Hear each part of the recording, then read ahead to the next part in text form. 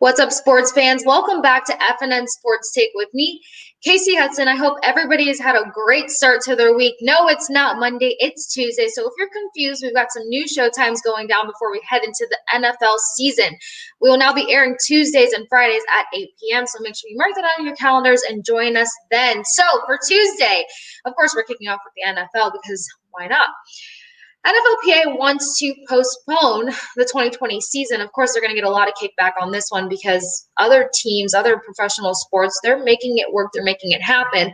And the biggest counter argument happening right now is the fact that why is this conversation taking place so late in the game? I think you guys could recall that I asked prior to a couple segments ago saying, why are we just now kind of getting into the details of everything in terms of the NFL season when training camp is now 2 weeks away? We are exactly 2 weeks from the start of training camp unless you are the Texans or the Chiefs. So they're kind of putting their backs against the wall here, especially to start pitching such, major things such as not even having an NFL season.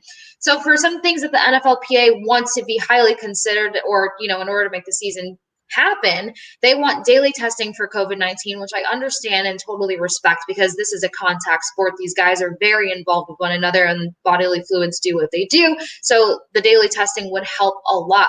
What I haven't heard in terms of, an option here is that we know that NBA within their bubble, they're doing the Oura rings. So I haven't heard the NFL maybe adopting the same idea or trying it out as well because, yet again, a contact sport, they might be able to get ahead of the game if they use those Oura rings as well as the daily testing. Now, the NFLPA wants 0 preseason games. You guys already know my opinion on that. Look, at the end of the day, you're not going to start the season too much further after preseason. So, yes, you might be sparing the guys 2 extra games, 2 extra opportunities to catch COVID-19. But in the same sense, you're really kind of ruling out the big picture of what this sport really holds on to, which is giving guys opportunity to show their unique skill set or, the underdogs that this might be their season, this might be their year, or guys who are in negotiations for contracts. And this is the time for them to show their team and their GMs that they deserve that money, they deserve that increase or, trade value. So it's really hard to kind of wipe away all of the preseason games where it's not going to make that big of a difference, in my personal opinion.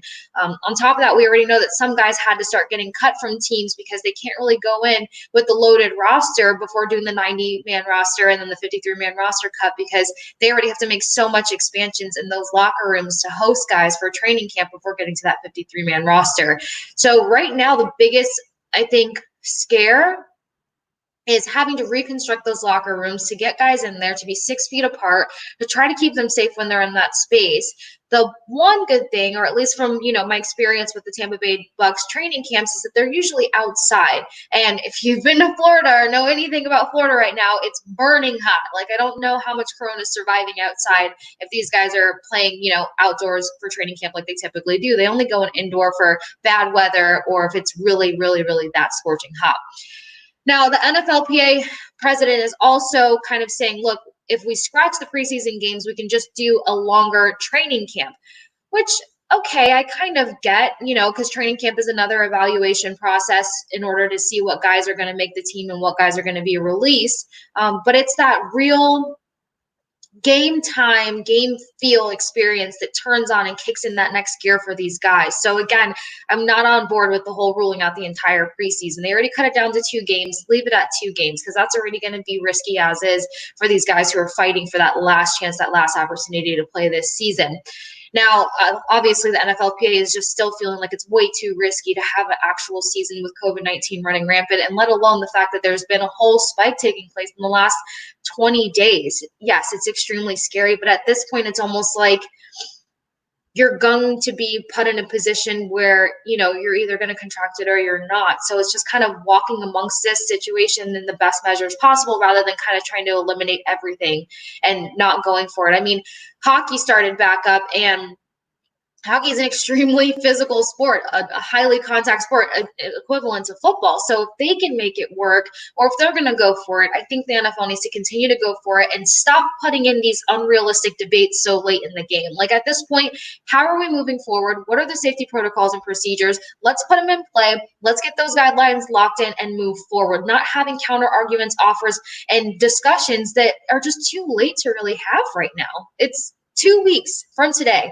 the training camp starts. let's just move forward. The first preseason game is still scheduled to be August 20th, unless, of course, anything changes. So, we're a month out from preseason. We're a couple weeks out from training camp. I think we just need to continue to move forward.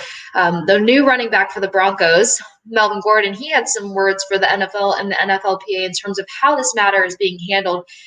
He agrees. It's too late in the game to start trying to make such drastic changes. Like, at this point, everyone's got their mindset on having a 2020 NFL season. The only negotiable part here is whether fans will be in the stands, at a 25% capacity or 0 fans in the stands.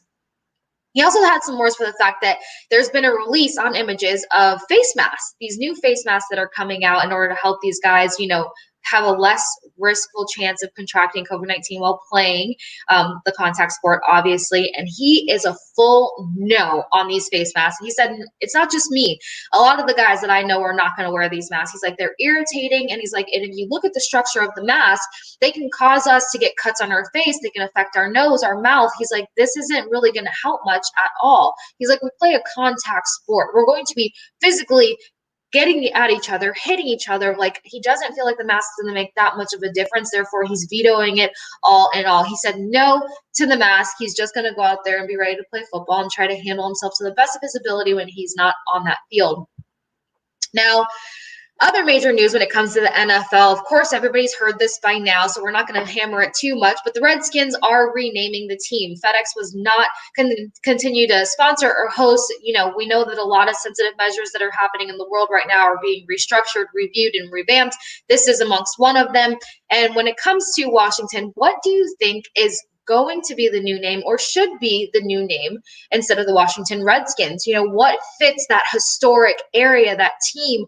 Obviously, everything history has such depth to it. There is another quality name there that can be used. I'm still stunned to the fact that, it's going to be weird to discuss a team that's not the Redskins. But if you guys think about how many times teams' names have changed or their cities, we get acclimated and we readjust. So let us know you guys' thoughts on what the new Washington, whomever, name should be. Now, I don't know what the Chiefs' bank account looks like right now. I just know that they did their financial advisor and whoever is running in that finance department, hats off to them. Although Super Bowl does bring in some banks, so of course that kind of helps as well. Congratulations to Chris Jones and the Chiefs finally coming to an agreement after offering the franchise tag back in March. He will be having a 4-year, $85 million deal, so hats off to him. I mean, first of all, you get the half a millionaire on your team. Billionaire, excuse me. Have a billionaire young guy on your team, and now you got this guy racking up some money. I mean, gosh, Chiefs, you make a very solid point as to why winning a Super Bowl is very important. So I'm sure everybody will be working 3 times as hard in this unique season to get that Super Bowl opportunity. And yes, we will have a Super Bowl, because I will throw a fit if it's really coming down to that. I miss football. I miss all sports. Now, for college football, we know that they're still trying to situate, again, safety protocols, procedures, and the best measures to handle moving forward into fall and actually having adequate seasons. We know that Big Ten decided they're only going to compete amongst each other within their conference.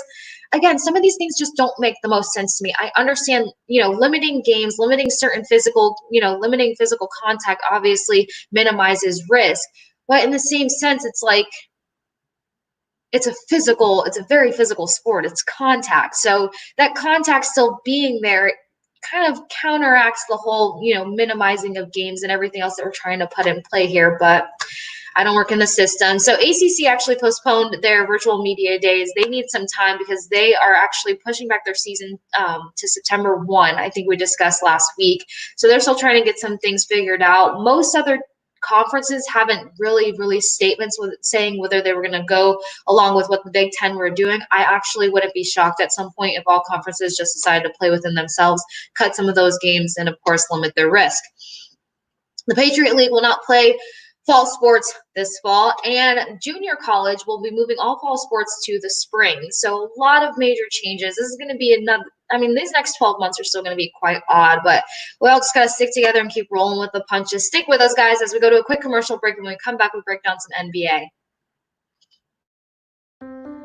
At Duke Energy, we deliver electricity and so much more, like free home energy assessments, rebates for energy-saving improvements, payment options to help you better manage your budget, and even bill credits for helping the community use less energy. So no matter what you're doing, we can help you make better energy choices every day. It's just another way we bring power to your life.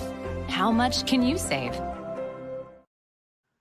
All right, guys, welcome back. So as for our NBA updates, Russell Westbrook actually tested positive for COVID-19 before it was time for the team to travel down to Orlando, Florida. There's no timeline yet on his return, but he says that he is still recovering. He's not feeling as bad as he was when he initially found out. So it's a day-by-day basis before he figures out if he'll be joining his team down in the bubble in Disney World. Now, the positive news within all of this is that we know that at first there was some pushback to the whole bubble theory, but so far the feedback in terms of, how everything's going on in the bubble, practices being conducted, scrimmages being conducted, there's been a lot of positive feedback. The guys are saying that, it's not as bad as they thought it was going to be. Of course, it's unfortunate to be away from, close friends and family. They're talking to them as much as possible. But I think Vooch made a good point on that press conference the last week when we got a chance to catch up with him, that once you get there and you start getting into that tunnel vision and that competitive mentality, it's just really the focus is on finishing that season strong. You have that one job, that one task at hand. Just focus on that, and it kind of drowns out noise or the emotions that kind of play into all of this bubble and just COVID-19 madness. So the other positive is only 2 players out of 322 players have tested positive for COVID-19. And they actually ended up going outside of the bubble, had to come back in. And then in the midst of that, they caught it. They're being quarantined, of course, because that's protocol. And we'll get more feedback updates from the sources who know who those 2 players are. And hopefully they weren't around anyone else. And we'll keep these numbers very low. We know that the chances, they're out there. So it's going to happen. As long as we just handle everything to the best of our ability, I'm sure everything will remain fine, and the season will continue its restart program as it was initially planned. Now, of course, I am so excited. If anybody could have seen me yesterday, I was like a kid who finally went to Disney for the first time in their entire life and ate all the candy in the candy shop before I even started walking around the theme park. Hockey is back. Yesterday was day 1 of training camp. And of course, for it's like training. It's weird because typically we're in July, we're a month out from when the NHL would be starting their normal season training camp. So in a way, these guys are already in that headspace, that mentality, because they would be wrapping up their summer fun, getting ready to head back to their cities, their states, back to the US and stuff, and getting acclimated for training camp. So those feels are still pretty there. We got to catch up with some of the guys post their first training camp as well as today. So as for yesterday, we got to catch up with Alex Killorn of the Tampa Bay Lightning, and he said, it was great just being back on the ice with the guys. For the most part, strangely, it felt normal within all the weird new things taking place. He's like, of course, we all entered with masks. We entered in a different entrance than the media did. And he's like, but once we hit that ice, he's like, everything was weird outside of it. But once you hit that ice, it was just that same old training camp feel and vibe. He says of course it's going to be different because, we're speeding up the process here, but he's trusts what the NHL has put together. He trusts the Tampa Bay Lightning, that staff, and what that team puts together. And Coach John Cooper is an amazing coach. He puts his players at ease very well. You can just tell that the dynamic there is amazing. Day 1, he said it wasn't too much going on. It was more speed drills, just making sure everybody's getting back their skating feet and whatnot, because it's way different than rollerblades. But for him, he's been able to skate for the past couple of weeks now, so he feels like he started to be able to measure himself where he's needs to get reacclimated, where he is speed wise, where he needs to build. So he's feeling good. He says a lot of the other guys are feeling great as well. As for today, we got a chance to catch up with Victor Hedman after he got to go home back to Sweden and see his family and stuff. And he was explaining to us that, in Sweden, the numbers and the cases were extremely low. So being there, he's still self-isolated. He wasn't putting himself out in public too much. He wasn't going and eating at restaurants. But, it was nice to kind of feel like he was in a safer area. He has a home gym. He was working out at home. He was doing some of the same stuff that guys were doing here, rollerblading, biking, and running. But he said all in all, the atmosphere was just like the guys are so stoked to just be back together. He said the biggest advice that he has for his teammates right now, as well as just kind of anyone, is you got to get to that playoff mentality a lot quicker. He said everyone's kind of at the same restart button and the same starting line. He said, so the big difference here is going to be everyone's mentality, because this is training camp. We're going to breeze through training camp, and then it's playoff style, and you've got to get there quicker than you normally would. We know the Tampa Bay Lightning is a very skilled team. They've always showed themselves to be a skilled team. If you look at the past 4 seasons, we haven't gotten as far as we have, by luck. The problem, or at least in my opinion, where these guys, need to start finding and really cleaning up that edge is the physicality aspect. We know Chernak is a big muscle for them on that team. Pat Maroon is somebody that can really put some physicality out there when he's healthy, because he was suffering through a few different concussions throughout the season.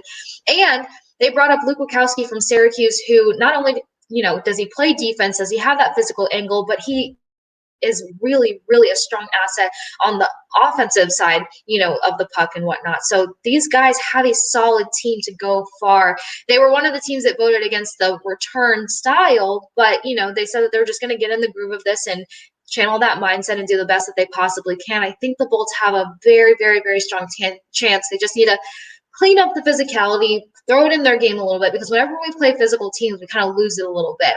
And that's where we give that other team that edge and that increase, and then they wear us down, and then we lose those games that were just so in our pocket. So good luck to the Tampa Bay Lightning. Of course, I'm rooting on strong for the guys to have a great training camp. And then we know that the NHL starts heading to the hub cities July 26th.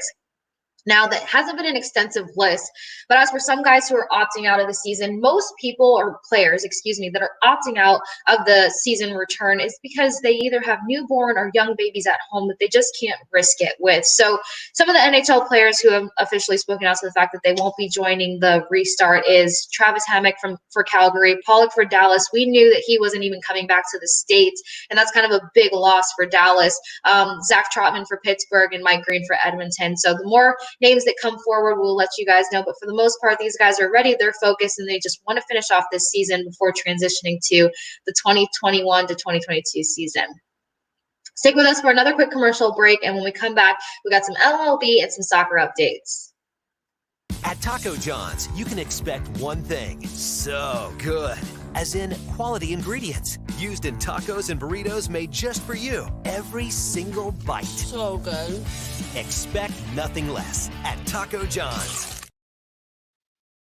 All right, guys, welcome back. Just one quick little MLB update. It's not even an update. It's just kind of an announcement. Today would have been the All-Star game, which is just so weird to think of, because this is, if you're not a big MLB watcher, this is probably one of the events that you actually sit down, watch, enjoy, and, get a kick out of. And of course, because of all the madness, we don't have that opportunity. But we always have questions for you guys. Our question is, what's your favorite All-Star game or All-Star game memory? Make sure you shoot us a message or comment down below. Let us know what that is. We'll break it down a little bit next segment on Friday. As for soccer, big news for Manchester City. On Monday, the court of CAS overturned a 2-year ban from European soccer and a $30 million fine that was imposed upon Manchester City for breaching UEFA's financial fair play regulations and failing to cooperate in an investigation. That is all behind them now, as they have been reinstated and free to play back in the UEFA competition. So congratulations to Manchester City getting that big burden behind them and off their shoulders. Now we know for the MLS, they are in the middle of their tournament and their bubble situation in Orlando, Florida, and so far things are still going quite well. We know Nashville had to drop out last week because too many players were testing positive for COVID, but so far for the team still remaining, it seems like they kind of dialed it down. They got it more under control. Not so many positive tests are coming forward. As for Sunday and Monday scores, Minnesota beat Sporting KC, Real Salt Lake beat Colorado, Toronto FC and DC United had a draw, LAFC and Houston Dynamo had a draw. LA Galaxy fell short to Portland. Those are your scores for Sunday and Monday's matchups. We will bring you the remaining scores on Friday, guys, when you join us at 8 p.m. Don't forget, Tuesdays and Fridays at 8 p.m., it's FNN Sports Take with me. Per usual, stay kind, stay compassionate, stay safe, stay sane, and wear your mask. Let's continue getting through this craziness together, but it's going to take all of us one day at a time, guys. I will see you Friday at 8 p.m.